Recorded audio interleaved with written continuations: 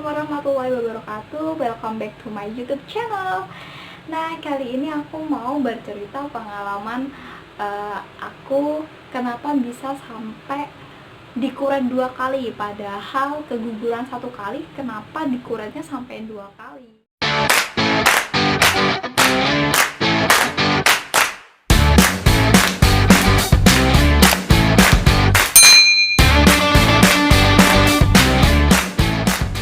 Jadi di video sebelumnya aku sudah bercerita tentang pengalaman hamil aku sampai flek dan keguguran. Itu karena BO. Dan kenapa sih harus dikuret? Kenapa aku memilih kuret gitu?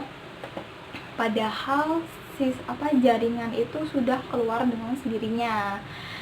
Nah, kenapa aku memilih kuret? Karena memang nggak ada pilihan lain waktu itu, guys. Jadi dikasih surat pengantar dari bidan untuk ke rumah sakit dan nggak ketemu sama dokternya sama sekali. Di situ langsung masuk IGD dan langsung disuruh untuk kuret. Waktu itu aku juga nggak mau pengennya kan, karena itu memang udah keluar jaringannya ya. Aku pikir pakai obat aja lah, karena aku baca-baca tuh ada yang pakai obat bisa gitu, ada yang dikasih obat sama dokternya. Kenapa aku akhirnya mau dikuret? Karena di situ perawatnya bilang ini harus dikuret, Bu, biar bersih semuanya, biar tuntas, biar nanti waktu hamil selanjutnya tidak terjadi infeksi gitu. Jadi akhirnya karena aku memikirkan masa depan nanti aku hamil lagi, jadi aku mau deh dikuret, karena memang pikiran aku biar langsung bersih gitu kan. Nah, singkat cerita langsung aku besoknya aku dikuret sama dokternya. Dan setelah kuret itu ya biasalah pendarahan sampai 3 hari, terus habis itu flek-flek seperti biasa. Nah, flek-flek ini anehnya itu tuh fleknya sampai 2 minggu belum berhenti juga, karena 1 minggu kemudian dari kuret ke 1 minggu kemudian kan disuruh kontrol kan biasanya. Nah, itu aku kontrol. Di situ cukup mengagetkan, cukup meragukan gitu dokternya, karena dokternya tuh begitu saya masuk terus disuruh USG kan. Nah, waktu di USG dokternya itu bilang gini, wah, ini kantong janinnya tuh bentuknya udah jelek. Terus saya bilang, hah, Dok, kan kemarin 1 minggu yang lalu saya habis kuret, Dok. Terus dokternya bilang, oh iya, maksudnya ini masih ada pendarahan di dalam gitu. Terus akhirnya 1 minggu lagi saya disuruh kontrol lagi. Nah, di situ kan flek terus menerus gitu loh, flek dan flek, sampai 1 minggu kemudian aku kontrol lagi sama dokternya. Dan dokternya waktu itu sih, waktu kontrol pertama tuh dokternya sempat bilang kalau proses kuret aku itu susah gitu, nggak tahu deh sulitnya kenapa, katanya memang bentuk rahimnya tuh beda gitu, jadi ini susah gitu, jadi nggak bisa langsung bersih semuanya. Akhirnya waktu 2 minggu itu seharusnya sih biasanya fleknya itu ada yang udah berhenti ya, memang ada yang masih lah gitu. Tapi itu di USG pun masih ada kayak kantong hitam yang kalau kita USG kehamilan tuh yang belum ada janinnya gitu loh, masih kantong gitu loh. Nah, itu tuh kantong tapi bentuknya udah jelek. Nah, itu pendarahan, guys, itu masih ada pendarahan di dalam rahim aku. Dan sampai akhirnya dokternya bilang sepertinya ini perlu dikuret lagi deh. Saya aku kaget dong, aku kaget karena harus dikuret untuk kedua kali. Sampai keluarga bilang, itu gimana sih dokternya gini-gini ya, kayak semuanya nyalahin dokternya. Tapi suami aku tanya-tanya ke teman-temannya yang bidan, itu memang terkadang memang ada yang seperti itu. Jadi aku ya udahlah manut apa kata dokter gitu ya, yang lebih tahu.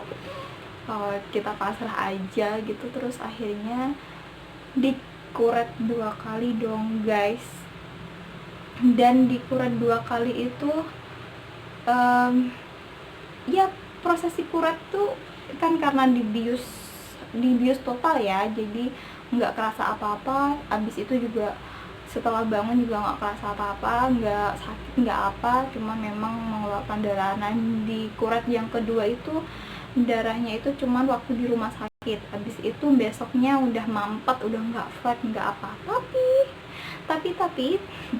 Tapi besoknya lagi ternyata keluar lagi dong itu flat. Heran. Nah 1 minggu kemudian periksa lagi, kontrol lagi ke dokternya, dan itu flagnya tuh kayak flag yang warna kuning gitu loh guys, jadi kuning-kuning pudar gitulah. Aku bilang ke dokternya, nah di USG alhamdulillah dokternya bilang kalau sisa-sisanya itu tinggal dikit gitu. Sampai akhirnya, tapi anehnya itu tuh aku tuh lama banget, tahu nggak, lama banget itu keluar flagnya tuh sampai berapa bulan ya, 3 bulan itu masih keluar flag. 3 bulan aku masih keluar flag, dan aku cuman minum obatnya, terus aku kontrol lagi 2 bulan lagi, kontrol lagi 2 minggu lagi, kontrol lagi, gitu aja terus sampai dikasih dokternya obat yang kalau nggak salah blood stop namanya, itu katanya buat berhentiin pendarahan gitu, sampai obatnya habis. Terus akhirnya kontrol lagi, dan dokternya waktu itu setelah kontrol kedua itu dokternya udah bilang udah 2 minggu lagi udah ini kontrol terakhir, insya Allah udah bersih gitu. Tapi itu tadi sampai 3 bulan itu masih keluar flag ya. Kita ya yang namanya udah nggak kontrol lagi, jadi memang aku minum air kelapa muda, minum terus jamu kunyit itu aku minum, pokoknya buat bersihin rahimnya aku minum terus. Dan akhirnya alhamdulillah berhenti, iya itu di 3,5 bulan lah kalau nggak salah, 3,5 bulan itu masih keluar, dan akhirnya berhenti. Terus tapi nggak sampai di situ, jadi mens aku tuh jadi nggak teratur guys, mens aku jadi nggak teratur, jadi kayak telat 1 minggu, telat 2 minggu, jadi kayak gitu deh. Sampai akhirnya aku memutuskan untuk hamil lagi, karena disuruh kosong 3 bulan ya, 3 bulan nggak boleh hamil. Jadi aku nurut aja kata dokter, disuruh KB, cuman disitu aku KB alami ya. 3 bulan pas kosong itu aku habis itu mulai promil, dari minum asam folat, terus ya pokoknya minum susu. Pokoknya aku dari searching itu, aku cari-cari di Google itu, aku coba semuanya. Terus ada promil, nanti aku ceritain di video berikutnya promil apa aja yang aku lakuin, sampai akhirnya 8 bulan kemudian itu aku hamil lagi. Nah segitu aja cerita kuret dari aku. Semoga ini bisa memberi pengetahuan untuk teman-teman. Semoga pengalaman aku cukup aku aja yang ngerasain, teman-teman jangan ada yang ngerasain, dijaga untuk kehamilannya. Dan untuk yang keguguran seperti aku, tetap semangat, tetap berdoa, jangan putus asa. Oke, see you next video.